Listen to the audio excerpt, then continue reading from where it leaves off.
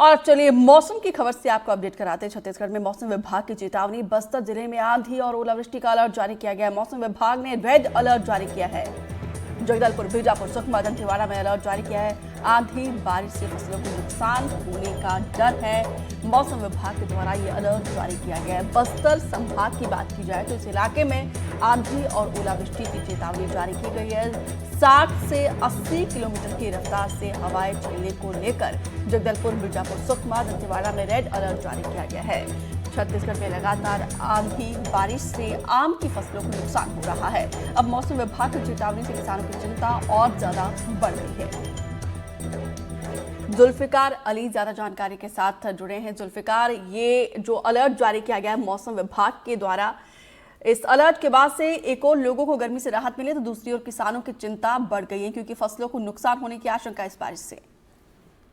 बिल्कुल चिंताएं तो बढ़ती हैं क्योंकि जिस तरीके से मौसम विभाग ने अलर्ट जारी किया है, रेड अलर्ट जारी किया है, बस्तर जो पूरा इलाका है, दंतेवाड़ा है, बीजापुर है, सुकमा है, इस क्षेत्र में तेज हवाओं के साथ ओलावृष्टि की चेतावनी जारी की गई है।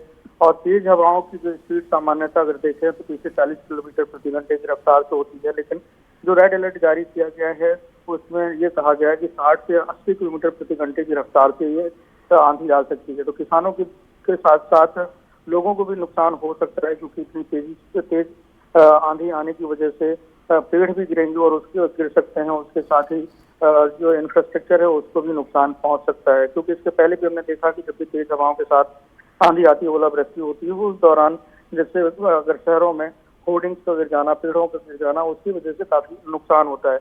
इसके साथ ही क्योंकि अगर देखें तो सीजन जो है वो आम की फसल का सीजन है, तो जो आम के बाग जिन्होंने लगाए हुए हैं, जो आम की खेती करते हैं, उनके लिए भी नुकसान का समय है क्योंकि ये वो समय है जब आम पूरी तरीके से लगभग तैयार हो जाता है और इस दौरान पेड़ से टूटने का समय आता है। ऐसे में आंधी तूफान आने की वजह से जो आम है वो टूट कर गिरते हैं, जिसकी वजह से किसानों को जो इसमें फसल करते हैं उनको नुकसान हो सकता है।